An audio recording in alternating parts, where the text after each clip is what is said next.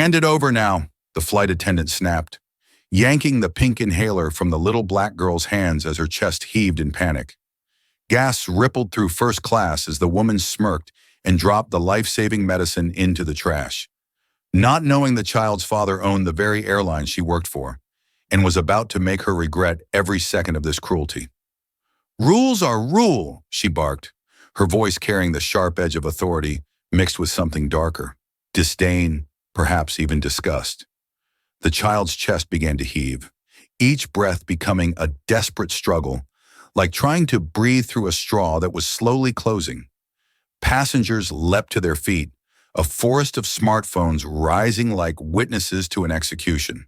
The girl's aunt was screaming now, her voice cracking with terror as she watched her niece's lips begin to turn a shade of blue that had nothing to do with the cabin's cold air conditioning.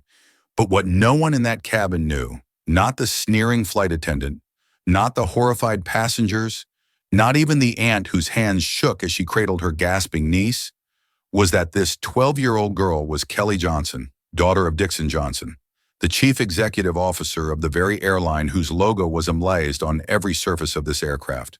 And Dixon Johnson wasn't just any CEO.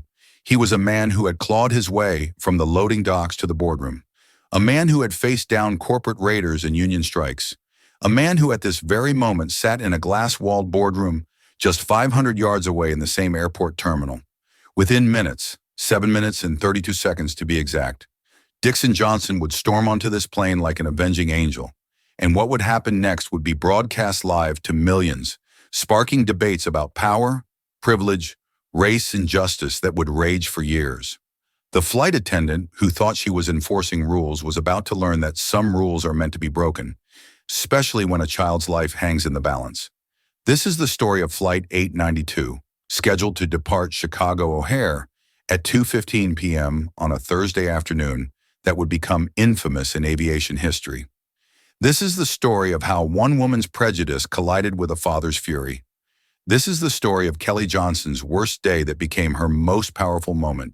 And this is the story of how an entire airline industry was forced to confront the uncomfortable truth that sometimes those we trust with our safety are the very ones who put us in danger.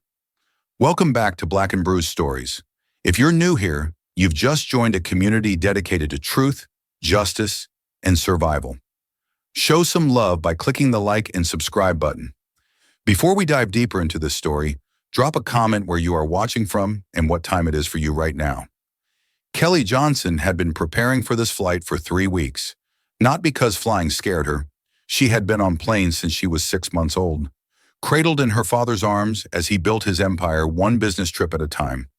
No, Kelly had been preparing because this was supposed to be her independence flight, her chance to prove that at 12 years old, she could handle traveling without her father's protective presence hovering over her like a corporate guardian angel. The morning had started at 5:30 a.m. in their Lincoln Park mansion, a sprawling testament to Dixon Johnson's American Dream success story. Kelly sat at the marble kit Laura Island, her pink inhaler placed precisely 3 in from her orange juice glass.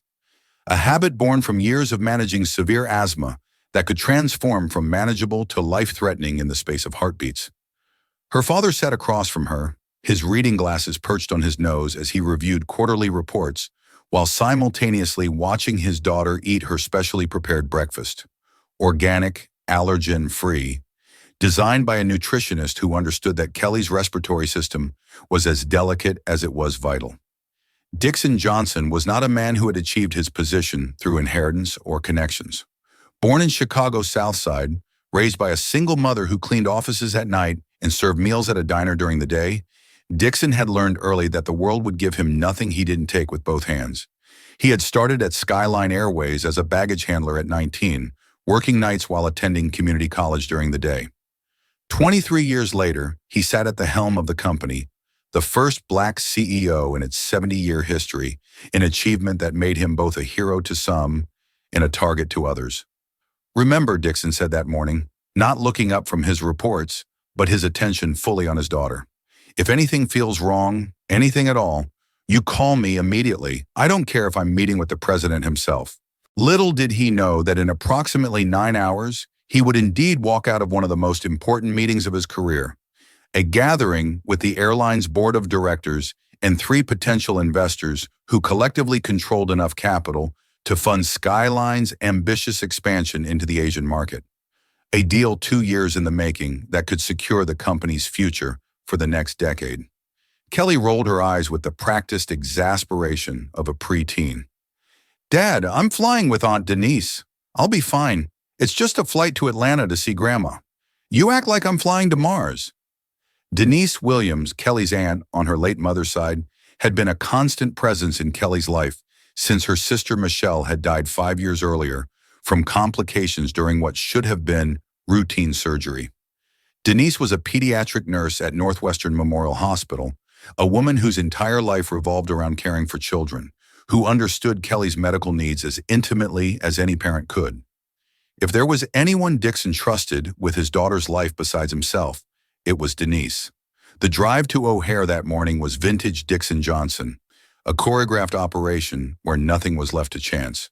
His driver Samuel, a former Navy SEAL who had been with the family for 8 years, knew every route, every potential traffic snag, every construction zone between Lincoln Park and the airport. The black SUV moved through Chicago's morning traffic like a shark through water, purposeful and unstoppable. At the airport, Dixon didn't just drop Kelly off. He walked her and Denise to the check-in counter, his presence causing a ripple of recognition among the Skyline Airways staff. Some straightened their uniforms unconsciously. Others whispered to colleagues, and a few, those who remembered when he was one of them, handling bags in the brutal Chicago winters, nodded with genuine respect. Mr. Johnson, the check-in supervisor, a woman named Patricia, who had worked at Skyline for 15 years, greeted them warmly. "We have Kelly and Ms. Williams upgraded to first-class seats 2A and 2B, just as you requested." Dixon hadn't requested it, it was automatic. His daughter flew first class not as a display of privilege, but as a security measure. In first class, with fewer passengers and more attentive service, he believed Kelly would be safer, better monitored, more quickly helped if her asthma flared. It was the kind of protective calculation that had kept his daughter safe for 12 years in a world that hadn't always been kind to young black girls with medical conditions. "Patricia," Dixon said, his voice carrying the authority of his position, but softened with paternal concern. "Kelly has severe asthma. Her inhaler needs to be with her at all times. Make sure the crew knows." Patricia made a note in the system, highlighting it in red, adding it to Kelly's passenger profile that already contained her medical information, emergency contacts, and specific instructions for handling any respiratory distress. It was all there in the computer system, available to any crew member who bothered to look. As they walked to security, Kelly chatted excitedly about her plans with her grandmother, the shopping trips, the movies they'd watch, the special birthday dinner planned for Saturday. Her grandmother, Dixon's mother, still lived in the same South Side home where Dixon had grown up, refusing his offers to move her to something grander. "This is where your father became who he is," she would say. "Why would I leave that kind of history?" At the security checkpoint, Dixon had to say goodbye. TSA rules were TSA rules, even for CEOs. He knelt down to Kelly's level, his 6.3 frame folding with a practiced ease of a father who had spent years meeting his daughter's eyes. "You have your inhaler." Kelly patted her carry-on bag right in the front pocket. "Dad, and Aunt Denise has 2 backups. You remember what to do if you feel an attack coming? Use the inhaler immediately. Don't wait. If it doesn't help within 2 minutes, use it again. If that doesn't work, tell the crew it's a medical emergency. And call you." Kelly finished wrapping her arms around her father's neck. "I love you, Dad. Stop worrying." Dixon held his daughter tight, perhaps a second longer than usual. That parental instinct that whispers warnings, even when logic says everything is fine. "I love you too, baby girl. Have fun with Grandma."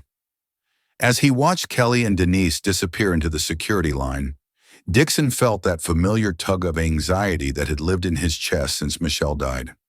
His wife's death had been preventable, a series of small medical oversights that cascaded into catastrophe. Since then, he had become hyper-vigilant about Kelly's health. Some would say overprotective, but when you've lost once to medical negligence, you don't take chances. Dixon made his way to the executive offices located in Terminal 2, his mind already shifting to the meeting ahead. The three investors representing a sovereign wealth fund from Singapore were notoriously difficult to impress.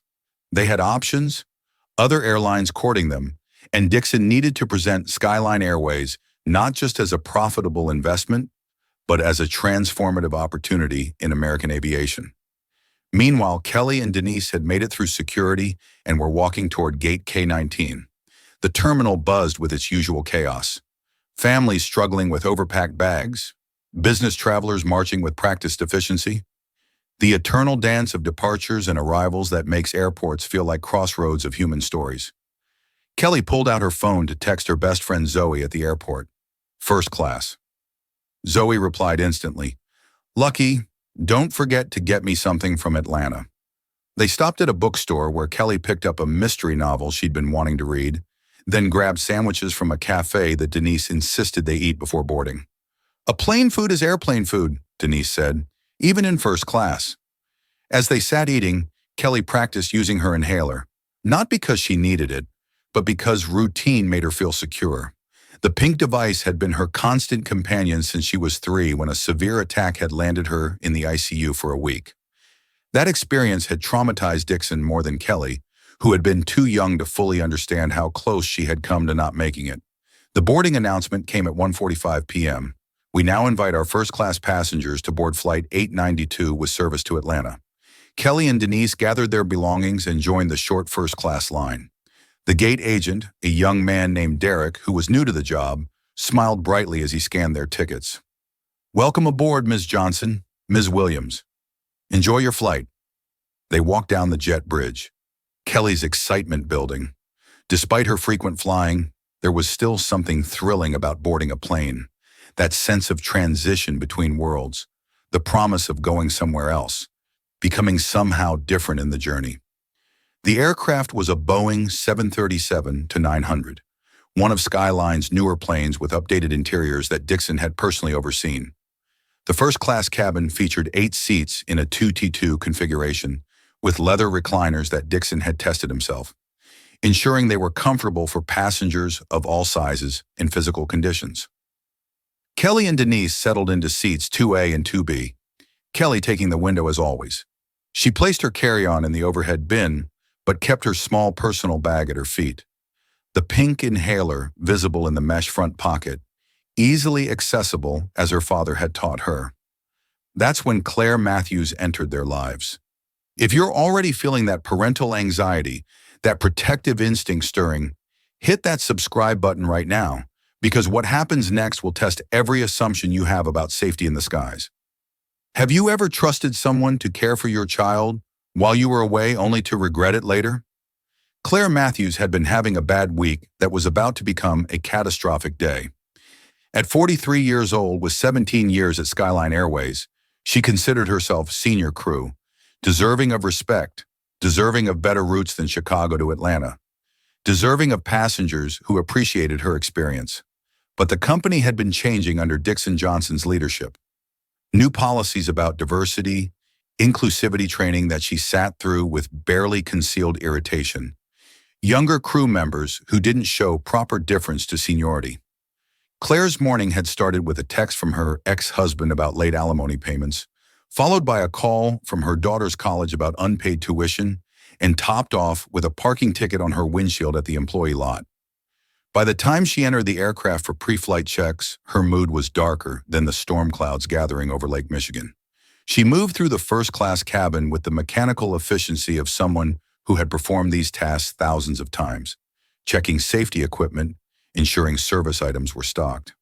But her mind was elsewhere on her bills, her resentments, her growing feeling that the world was changing in ways that didn't include her. When passengers began boarding, Claire positioned herself at the cabin entrance, offering the mandatory greeting with a smile that didn't reach her eyes. Business travelers, an elderly couple, a woman with too much perfume, the usual first-class parade. Then Kelly and Denise appeared. Something about them immediately irritated Claire. Maybe it was Kelly's confident stride, unusual in someone so young. Maybe it was Denise's designer handbag, which Claire recognized as costing more than she made in a month. Maybe it was simply that they were black women in first class? A sight that still in 2024 triggered something ugly in people who preferred their prejudices unexamined. Welcome aboard, Meshchantam, Claire said, her tone noticeably cooler than it had been for the previous passengers. Kelly, absorbed in adjusting her seatbelt and organizing her space, didn't notice, but Denise did. She had spent 42 years navigating spaces where her presence was tolerated rather than welcomed, and she recognized Claire's energy immediately. That particular blend of resentment and false superiority that some people wrapped around themselves like armor. As the boarding continued, Claire found reasons to pass by row 2 repeatedly. She noticed Kelly's inhaler immediately, the pink device sitting in the seat pocket's mesh compartment like a tiny beacon. Medicine in plain sight, a violation of federal regulations. Or so Claire would later claim, though no such regulation existed. 20 minutes before scheduled departure, after the cabin door had closed and the safety demonstration was about to begin, Claire made her move. She approached row 2 with the purposeful stride of someone about to correct a grave error. "Excuse me," she said, focusing on Kelly while deliberately avoiding eye contact with Denise. "You can't have that out during the flight." Kelly looked up from her book, confused. "Have what?" Claire pointed at the inhaler with one French manicured finger. "That medication. It needs to be properly stored." "It's just my inhaler," Kelly explained, her voice carrying the patient tone of someone who had explained this many times before. "I have asthma. I need it accessible." Claire's face hardened. There was something about Kelly's tone, polite but assured, the voice of a child who had been raised to advocate for herself, that Claire interpreted as disrespect. How dare this child speak to her as an equal? "I don't care what it is," Claire said, her voice rising slightly, drawing attention from nearby passengers. "Regulations are regulations. You can't have drugs out in the cabin. Hand it over." The word drugs hung in the air like an accusation. Several passengers turned to watch that instinctive rubbernecking that happens when conflict erupts in confined spaces. Denise intervened, her professional training as a pediatric nurse lending authority to her voice. "Ma'am, that's not drugs. It's a prescribed medical device. She has severe asthma. She needs it accessible at all times." Claire turned to Denise with a look that could have frozen jet fuel. "Ma'am, I don't tell you how to do your job. Don't tell me how to do mine. Federal aviation regulations are clear. They weren't clear because no such regulation existed. What did exist was Claire's growing anger at being challenged, her need to assert authority, her deep-seated belief that certain people didn't belong in certain spaces and needed to be reminded of their place. "Show me the regulation," Denise demanded, pulling out her phone. "I'll look it up right now." Claire's face flushed red. "Are you threatening me? Are you refusing to comply with crew member instructions? Because that's a federal offense." The cabin had gone quiet now. That peculiar silence that falls when everyone is pretending not to watch while watching intently. A businessman in 3B had discreetly started recording on his phone. A flight attendant named Jennifer, younger and newer to the job, watched from the galley with a growing alarm. Kelly, meanwhile, had begun to feel the familiar tightening in her chest that preceded her anxiety-triggered asthma attacks. Conflict was one of her triggers and had been ever since she was young. Her breathing quickened slightly and instinctively. Her hand moved toward her inhaler. Claire saw the movement and acted with shocking speed. Her hand shot out, grabbing the inhaler from the seat pocket before Kelly could reach it. The violence of the motion, sudden, aggressive, invasive, sent gas through the cabin. "No!" Kelly cried out, reaching for her inhaler. "Please, I need that." But Claire had already turned away, walking toward the galley with the inhaler held like a trophy. "You'll get it back when we land if you behave. If you behave." The words dripped with condescension, with barely veiled racism, with the kind of power trip that corrupts small people given small authority. Denise was on her feet immediately. "You give that back right now. She has a medical condition. I'm a nurse, and what you're doing is endangering a child." Claire wheeled around, her face contorted with rage that seemed disproportionate to the situation. "Unless you understood that this wasn't about an inhaler. This was about control, about putting people in their place, about maintaining hierarchies that were crumbling everywhere, except in spaces where people like Claire could still enforce them. Sit down or I'll have you arrested when we land. Claire shouted. "I've had enough of your attitude." "My attitude?" Denise's voice rose to match Claire's. "You just stole medication from a 12-year-old child." Jennifer, the younger flight attendant, stepped forward hesitantly. "Claire, maybe we should stay out of this, Jennifer," Claire snapped. "I'm a senior crew member. I make the decisions here." She then did something that would be replayed millions of times in the coming days, something that would become the defining image of corporate cruelty and racial bias. She walked to the galley trash bin and, making sure Kelly could see her, dropped the pink inhaler into the garbage with theatrical deliberateness. "There," she said, brushing her hands together as if contaminated. "Now we can have a peaceful flight."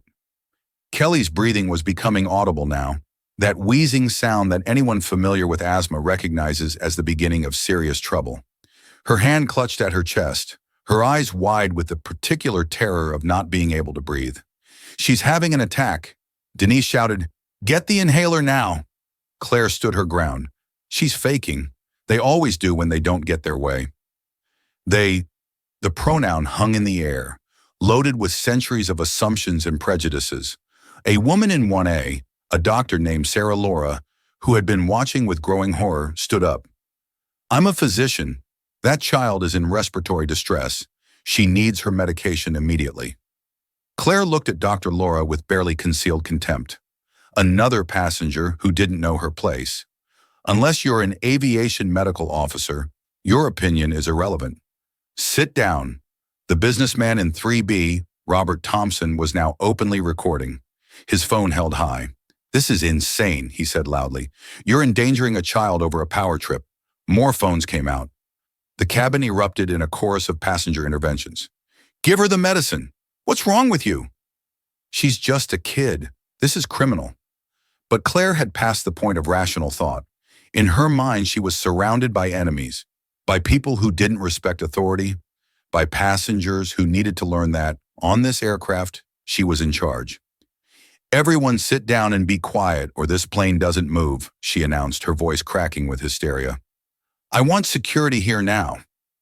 Jennifer quietly retreated to the cockpit to inform the captain of the situation, her hands shaking as she knocked on the reinforced door.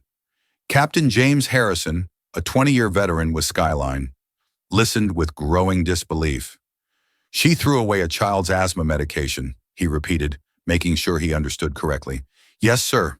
The child appears to be having an attack. Passengers are getting involved.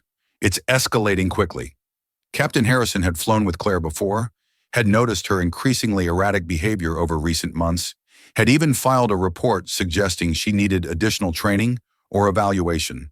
But the report had been buried in bureaucracy, and now a child was suffering because of it. "Get that inhaler out of the trash and give it back immediately," he ordered. "I'm calling ground operations." But when Jennifer returned to the cabin, Claire blocked her path to the galley. "Don't you dare undermine my authority," she hissed. "I'm a senior crew member. The captain doesn't overrule me on cabin safety issues." This was, of course, completely false. The captain's authority was absolute, but Claire had constructed her own reality where her prejudices were policies and her cruelty was protocol. Meanwhile, Kelly's condition was deteriorating. Her breathing was shallow and rapid, her lips taking on a bluish tint that had nothing to do with the cabin lighting. Denise was holding her, trying to keep her calm, but without the inhaler there was little she could do. "Please," Denise begged Claire, tears streaming down her face. "She's my sister's daughter. My sister died 5 years ago. I promised I'd protect her. Please don't do this." For a moment something flickered in Claire's eyes, perhaps a recognition of what she was doing, perhaps a glimpse of humanity breaking through. But then she saw all the phones pointed at her, all the passengers standing in judgment, and her pride wouldn't let her back down. "Rules are rules," she said, but her voice had lost its conviction, sounding hollow even to her own ears. Dr. Laura had moved closer to Kelly, checking her pulse, timing her respirations. "This child needs medical intervention now. If she doesn't get her medication in the next few minutes, we're going to need an ambulance." It was at this moment that Robert Thompson did something that would change everything. He had been live streaming the entire incident on Instagram, and his follower count included someone very special, Dixon Johnson's executive assistant, Patricia Coleman, who happened to be scrolling through social media during a break in the board meeting. Patricia watched 30 seconds of the live stream before she recognized Kelly. Her blood ran cold as she realized what she was seeing.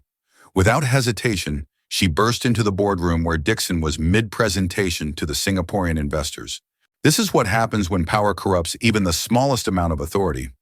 If you're feeling that rage building that you need to see justice served, hit that subscribe button, because what happens next will restore your faith in fatherly love in corporate power used correctly.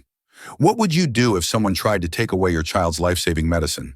The Boeing 737's cabin had transformed from a routine pre-flight environment into something resembling a medical emergency ward crossed with a courtroom.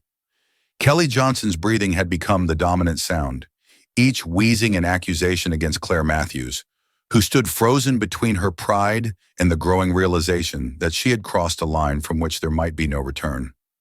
Dr. Sarah Laura had moved from her first-class seat to kneel beside Kelly, her trained fingers on the girl's wrist, counting a pulse that was far too rapid.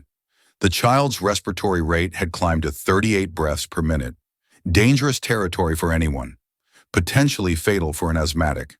The blue tinge around Kelly's lips, medically known as cyanosis, was becoming more pronounced, a visual alarm that oxygen wasn't reaching where it needed to go.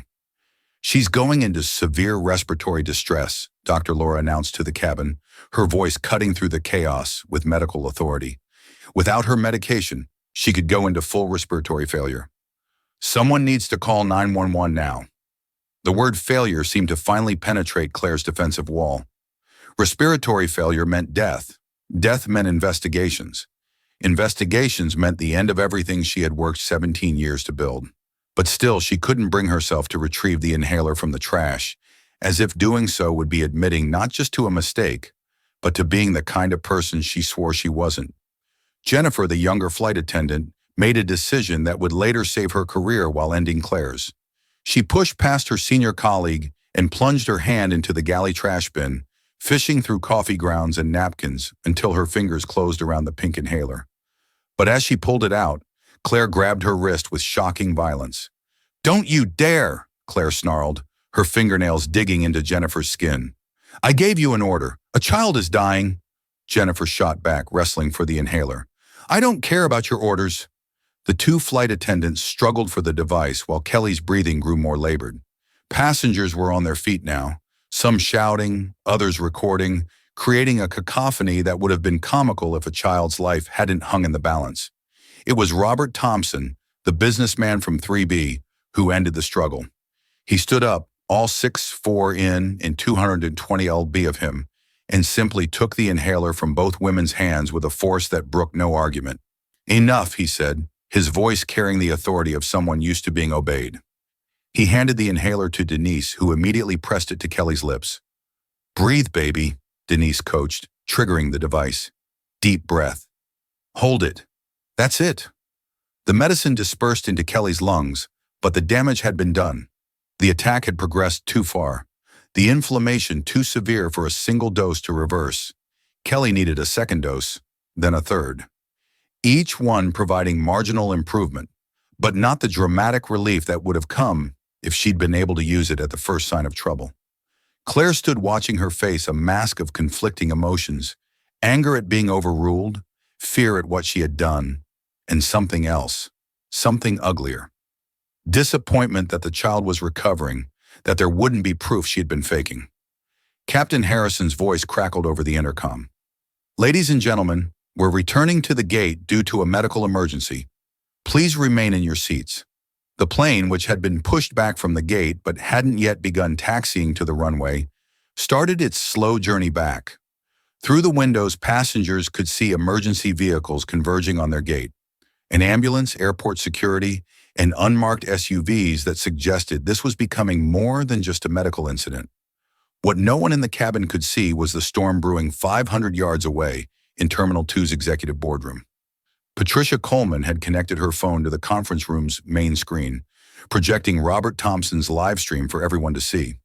The Singaporean investors watched in horror as Kelly struggled to breathe, while a Skyline Airways flight attendant stood by with crossed arms, refusing to help. Dixon Johnson stood perfectly still for exactly 3 seconds. the longest 3 seconds of Patricia's life. Then he moved with a speed that belied his 51 years, grabbing his suit jacket and heading for the door. Mr. Johnson, one of the investors, called out. The presentation, Dixon turned, and something in his eyes made the investor step back. That's my daughter, he said, his voice deadly quiet. My 12-year-old daughter who that woman just tried to kill. This meeting is over. He didn't run through the terminal. Dixon Johnson never ran. He walked with a purposeful stride of a predator, his phone pressed to his ear as he called the head of airport security, the head of operations, the head of everything and everyone who stood between him and his daughter. Flight 892, Gate K-19. Nobody leaves that plane until I get there, he commanded into his phone. And I want every second of security footage from that gate and that aircraft. Every second. Back on the plane, Kelly's breathing had stabilized somewhat, though she remained in what Dr. Laura classified as moderate distress.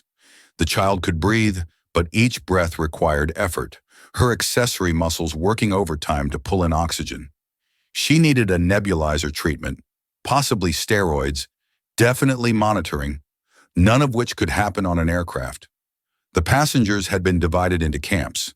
Most stood firmly with Kelly and Denise, offering water, support, and promises to testify to what they had witnessed.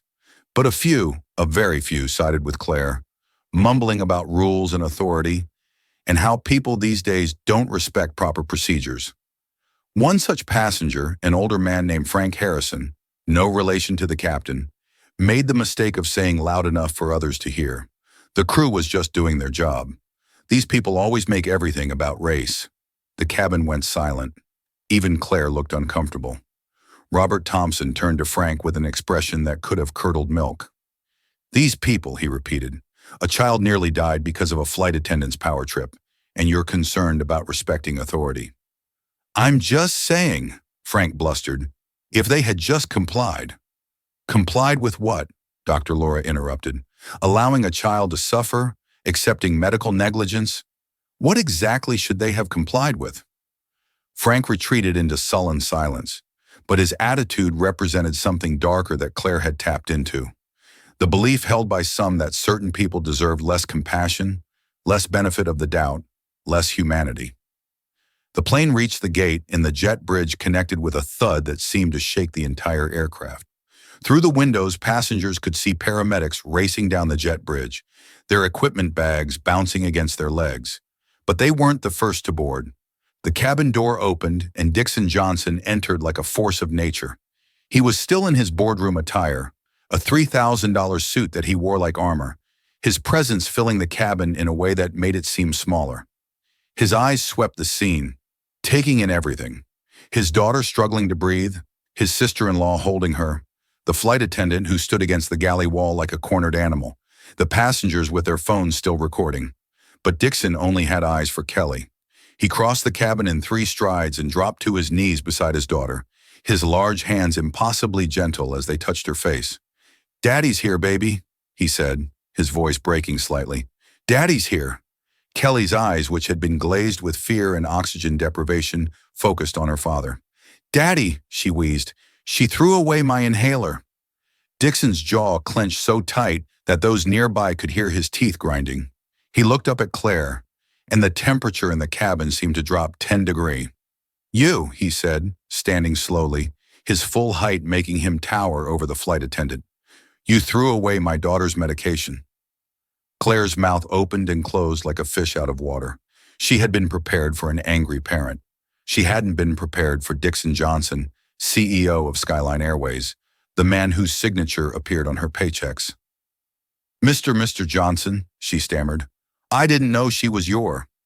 "So, if she wasn't my daughter, would it have been acceptable?" Dixon's voice was dangerously quiet. "If she was just another black child, throwing away her inhaler would have been appropriate. That's not what I was following protocol." "What protocol?" Dixon demanded. "Show me the regulation. Show me the rule that says you can confiscate and destroy a child's prescribed medical device." Claire fumbled for an answer, but there was none. There had never been a rule. There had only been her prejudice, her power trip, her decision that this child didn't deserve the same consideration she would have given to someone who looked like her own daughter. The paramedics had boarded now, immediately beginning their assessment of Kelly. One of them, a young woman named Katie, looked at the inhaler and then at Claire with barely concealed disgust. "How long was she without her medication?" Katie asked. 15 minutes, Denise answered. "Maybe 20. Katie shook her head. "She needs immediate nebulizer treatment. We're transporting it to Northwestern Memorial." As they prepared to move Kelly onto a stretcher, Dixon made a decision that would be debated in business schools and ethics classes for years to come. He turned to Claire, and in full view of the recording passengers, he spoke with the clarity of a judge passing sentence. "You're terminated, effective immediately. Security will escort you from this aircraft. You will never work in aviation again." Claire's face went white. "You can't. I have union protection. There's a process. The process ended when you endangered my child's life," Dixon said. "But you're right about one thing. There will be an investigation, a thorough one. And I suspect we'll find this isn't the first time you've targeted passengers based on their race." It wasn't. Later investigation would reveal 3 previous complaints against Claire, all involving black or brown passengers, all buried in bureaucracy or dismissed as misunderstandings. Kelly had simply been the latest and last victim of Claire's prejudices. The system that should protect our children sometimes fails them. If you believe accountability matters, hit that subscribe button now, because what comes next will show you how one father's fury changed an entire industry. Would you step in to help a child, even if it meant defying airline staff? 20 minutes before his daughter's crisis reached its peak, Dixon Johnson had been standing at the head of a polished conference table, delivering what he considered the presentation of his career. The 3 Singaporean investors, Mr. Loraway, Mrs. Linda Tam, and Mr. Richard Lee, represented the Singapore Sovereign Wealth Fund, an entity with assets exceeding $600 billion. Their investment in Skyline Airways wouldn't just be capital. It would be validation that Dixon had transformed a regional American carrier into a global player worthy of international partnership. The presentation had been 18 months in preparation. Dixon had personally overseen every slide, every projection, every detail that would convince these notoriously conservative investors that Skyline Airways was the future of aviation. He spoke about route optimization, fuel efficiency improvements, and customer satisfaction metrics that had increased 40% under his leadership. What he didn't speak about, but what permeated every aspect of his vision, was his belief that airlines should serve all passengers with equal dignity, a philosophy born from his own experiences of discrimination and cemented by his desire to create a world where his daughter would never face what he had faced. Patricia Coleman, his executive assistant for the past 7 years, sat in the corner of the boardroom, ostensibly taking notes, but actually managing the constant stream of communications that followed a CEO everywhere. She had 3 phones, one for urgent company matters, one for Dixon's personal communications, and one for her own use. It was on this 3rd phone that she was scrolling through Instagram during a brief pause in Dixon's presentation, a moment when the investors were reviewing financial projections. She followed Robert Thompson not because she knew him personally, but because he was a frequent Skyline flyer who often posted about his experiences, usually positive. So when his live stream notification popped up with the caption, "Watch this airline abuse a child live," she almost dismissed it as clickbait. But something made her tap the screen. The first thing she saw was Kelly's face, contorted in distress, gasping for air. Patricia's blood turned to ice. She knew that face as well as her own. She had watched Kelly grow up, had been at her birthday parties, and had sometimes picked her up from school when Dixon was traveling. She watched for 10 more seconds, saw Claire's sneering face, heard Denise's desperate pleas, and knew she had to act. But how do you interrupt a meeting worth potentially billions of dollars to tell your boss his daughter is in crisis? Patricia stood, her movement drawing attention from everyone in the room. "Mr. Johnson," she said, her voice carefully controlled, "I need to speak with you immediately." Dixon frowned. Patricia never interrupted meetings, especially not ones of this magnitude. "Patricia, can it wait 5 minutes? We're just about to discuss the Asian route expansion." "No, sir, it cannot wait." Something in her tone made Dixon excuse himself. They stepped into the hallway and Patricia held up her phone. Kelly's in trouble on her flight. You need to see this. Dixon took the phone and watched his daughter gasping for breath while a flight attendant stood by with crossed arms. The transformation in his demeanor was instant and terrifying. The polished CEO vanished, replaced by something primal, protective, and dangerous. He handed the phone back to Patricia and re-entered the boardroom. The investors looked up expectantly, perhaps thinking he would apologize for the interruption and continue instead. Dixon began putting on his suit jacket. Gentlemen, Mrs. Tam, I apologize, but we need to end this meeting. Mr. Laura, the lead investor, looked confused. Is there a corporate emergency? There's a personal emergency that's about to become a corporate one, Dixon replied, his voice steady, but his hands betraying his emotion with a slight tremor. My 12-year-old daughter is having a severe asthma attack on one of our planes, and one of our flight attendants has confiscated and destroyed her medication. The investors exchanged shocked looks. Mrs. Tam, a mother of 3, stood immediately. Go, she said simply. We'll reschedule. But Dixon wasn't finished. He pulled out his phone and connected it to the boardroom screen system, projecting the live stream for everyone to see. This is happening right now on our aircraft by our employee. This is what a passenger is broadcasting to the world. This is Skyline Airways. The investors watched in horror as the scene unfolded. Kelly's distress, Claire's cruelty, the passenger's outrage.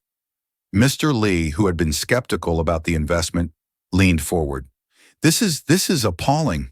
This is what I'm going to fix, Dixon said, heading for the door. Not just for my daughter, but for every child, every passenger who has ever been made to feel less than human on an aircraft. If you want to invest in Skyline Airways, you're investing in that change. He left without waiting for a response, Patricia hurrying to keep up with his long strides. As they moved through the executive offices, Dixon barked orders with military precision. Get me Jack Harrison from security. Tell him to lock down that aircraft. Get me the head of crew resources. I want Claire Matthews' entire employment history. Get me legal. We're going to need them. Get me a car to the gate. Now Patricia managed all of this while practically jogging, her fingers flying across her phone screens. Within 90 seconds, she had set in motion a corporate response that would be studied in crisis management courses for decades. But Dixon wasn't relying solely on corporate machinery. He called his personal attorney, Michael Sterling, a man who had helped build Dixon's empire and protected it from corporate raiders, regulatory challenges, and competitive threats. Michael, someone just tried to kill my daughter. What? I'll have police on one of our planes. A flight attendant. It's being live-streamed. I need you to preserve everything. Every video, every witness statement, every piece of evidence on it. Dixon, from a legal standpoint, you need to be careful how you handle. I'm going to handle it like a father, Michael. You handle it like a lawyer. The car, a black SUV with airport security credentials, was waiting outside Terminal 2. Dixon climbed in and the driver, recognizing the crisis, activated emergency lights and sirens. They covered the distance between terminals in under 3 minutes, a journey that would normally take 10. As they drove, Dixon watched the live stream on his phone. He saw Robert Thompson take the inhaler from Claire and Jennifer. He saw Denise administer the medication. He saw his daughter's marginal improvement, and he heard Claire's words. She's faking. They always do when they don't get their way. That single word encapsulated everything Dixon had fought against his entire life. Every job he didn't get because of his name. Every promotion was delayed because of his skin color. Every achievement was questioned because surely someone like him couldn't have earned it legitimately. And now they included his daughter, his baby girl, reduced to a stereotype by someone who had the power to kill her through negligence and prejudice. The SUV screeched to a halt at Gate K-19. Airport security had already cordoned off the area, keeping back the growing crowd of passengers and media who had somehow already gotten word of the unfolding drama. Dixon didn't run. He strode through the security line like Moses parting the Red Sea, his presence making security guards step aside without being asked. Down the jet bridge, he could hear the commotion from the aircraft. Voices raised, someone crying, the electronic beep of medical equipment. Each step felt both too fast and too slow. urgency fighting with dread about what he might find when he entered the aircraft. The scene that greeted him would be burned into his memory forever. His daughter on a stretcher, an oxygen mask over her face, her small hand clutching Denise's like a lifeline. The paramedics worked with quiet efficiency. The passengers were standing witness, and Claire Matthews pressed against the galley wall, looking like she finally understood the magnitude of what she had done. But before Dixon could even reach Kelly, before he could confront Claire, before he could do anything, his phone rang. The caller ID showed something that made even Dixon Johnson pause. The White House. When power meets purpose, when a father's love confronts systemic prejudice, mountains move. If you need to see justice served, hit that subscribe button because what happens next will redefine corporate accountability. If you were in Dixon's shoes, would you walk away from $1 billion meeting for your child? The President of the United States was calling, but Dixon Johnson let it go to voicemail. There would be time for explanations to the White House. The President had recently appointed Dixon to the National Aviation Safety Board, and this incident would certainly require discussion. But right now, only one thing mattered. Kelly Dixon knelt beside the stretcher where his daughter lay. Her breathing still labored despite the oxygen mask. The paramedics had started in 4, preparing to administer steroids that would help reduce the inflammation in her airways. Kelly's eyes, those same warm brown eyes she had inherited from her mother, found his face. "I was brave, Daddy," she whispered through the mask. "I didn't cry until she threw it away." "You were braver than brave, baby girl," Dixon said, his voice thick with emotion. "Braver than anyone should have to be." He stood then slowly, deliberately, and turned to face Claire Matthews. The cabin fell silent, even the passengers who had been recording lowering their phones out of respect for what felt like a moment of reckoning. Claire tried to speak first, perhaps thinking she could explain, justify, minimize. "Mr. Johnson, I had no idea she was your sound." Of the slap echoed through the cabin like a gunshot. Dixon's hand had moved so fast that most people didn't see it, only heard the impact as his palm connected with Claire's cheek. She staggered backward, her hand flying to her face, her eyes wide with shock. The cabin erupted. Some passengers gasped.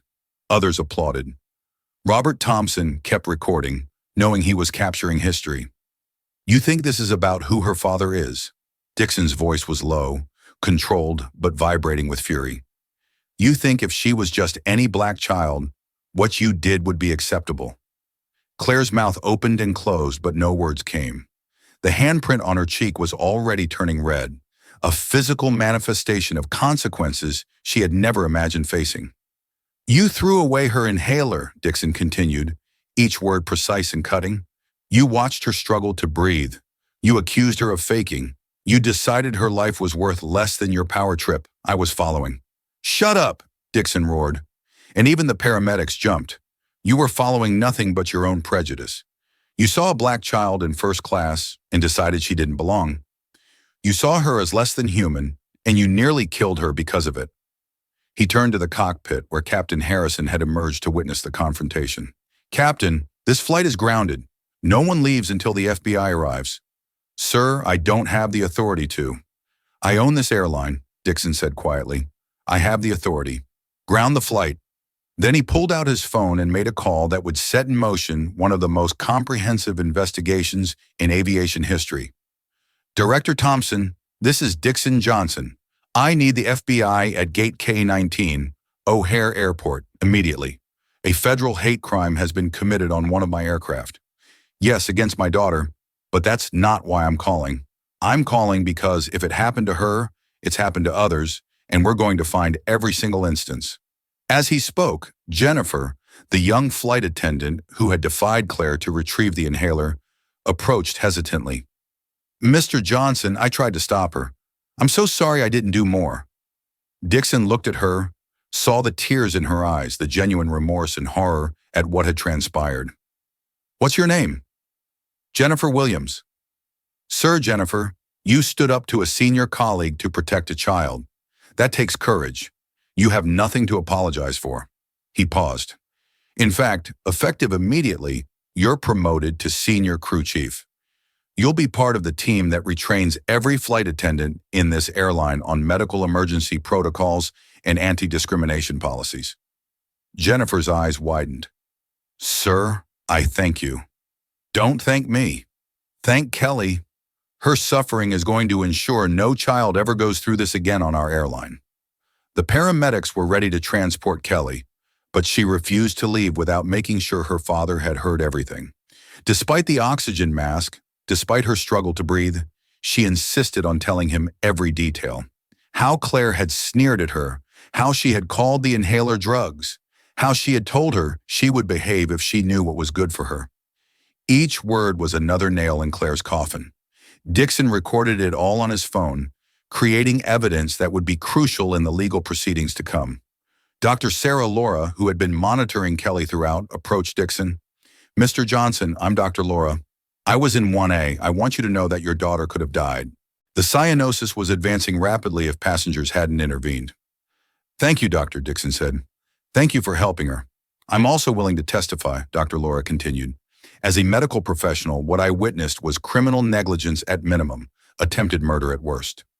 More passengers approached, offering their contact information, their videos, their testimony.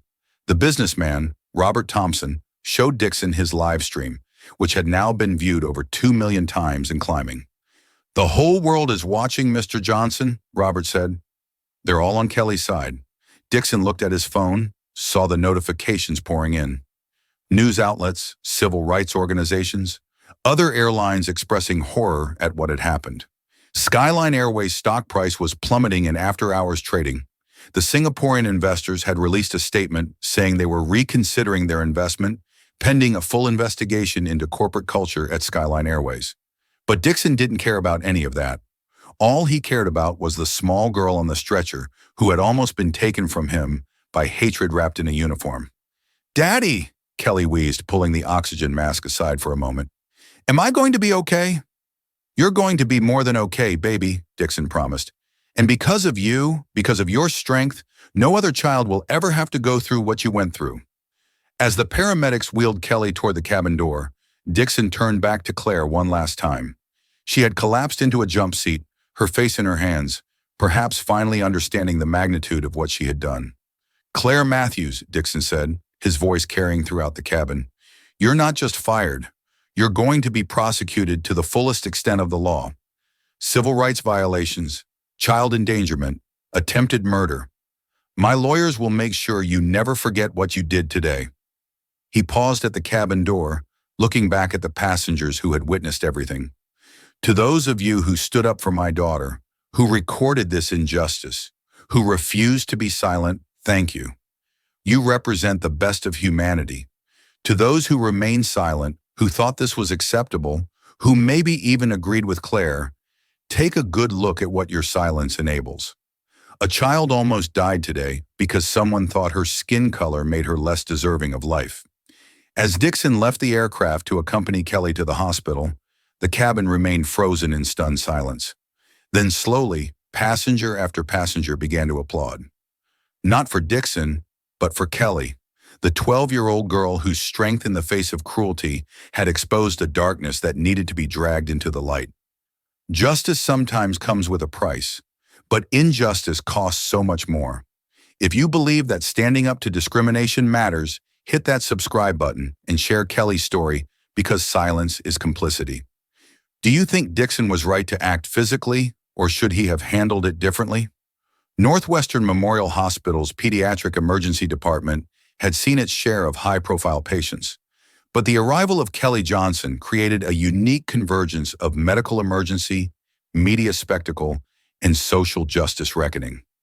Within an hour of the ambulance's arrival, the hospital was surrounded by news vans, protesters holding signs reading "Justice for Kelly," and a growing crowd of supporters who had followed the live stream and felt compelled to bear witness. Inside the emergency department, Kelly was receiving the treatment she should have had access to on the plane. Continuous nebulizer therapy, intravenous steroids, careful monitoring of her oxygen saturation. Her levels had been dangerously low upon arrival, confirming Dr. Laura's assessment that she had been minutes away from complete respiratory failure. Dixon hadn't left her side, his large hand holding her small one. his presence a protective barrier against the chaos swirling outside. Denise sat on Kelly's other side, still shaken by how close they had come to catastrophe. Mr. Johnson, Dr. Elizabeth Morgan, the attending physician, addressed him after reviewing Kelly's test results. Your daughter experienced what we classify as a severe, life-threatening asthma attack. The delay in medication administration caused significant airway inflammation. If she hadn't received her inhaler when she didn't need to finish. Dixon understood. Claire Matthews had nearly murdered his child through prejudice and negligence. Within 3 hours of the incident, the video had been viewed over 50 million times across various platforms. Is she justice for? Kelly was trending globally. Celebrities, politicians, and public figures were weighing in. The President of the United States, whose call Dixon had finally returned, issued a statement. What happened to Kelly Johnson represents a failure not just of one individual, but of systems that allow prejudice to flourish unchecked. No child should ever be denied life-saving medication. No family should endure what the Johnsons have endured. We must do better. Claire Matthews had been arrested at the airport, charged initially with child endangerment and assault. As the FBI investigation deepened, more charges were added. Violation of civil rights, conspiracy to commit bodily harm, and when they discovered she had prevented Jennifer from retrieving the inhaler, even after the captain's orders, insubordination and violation of federal aviation regulations. Her mug shot, tear-streaked, disheveled, the red mark from Dixon's slap still visible on her cheek became the image that defined the incident. News outlets ran it beside Kelly's school photo, the contrast stark and damning. But Claire wasn't the only one facing consequences. The FBI investigation triggered by Dixon's call uncovered a pattern of discrimination at Skyline Airways that went beyond one rogue flight attendant. 3 other crew members had similar complaints that had been inadequately addressed. 2 ground staff had been relocated after reporting discriminatory behavior. Kelly, recovering in the hospital, became an inadvertent civil rights icon. Cards and gifts poured in from around the world. Children with asthma shared their stories of discrimination and fear. Parents of Black children shared their terror that their kids might face similar situations without a powerful father to protect them. Kelly's story isn't just about one incident. It's about every child who has been made to feel less than human, every parent who has had to fight for their child's basic rights, every moment when prejudice nearly costs a life. If you believe in justice, in change, in the power of truth to overcome hatred, hit that subscribe button and share this story, because Kelly is right. We all deserve to fly. Final question. What message would you send to airlines about putting rules above a child's?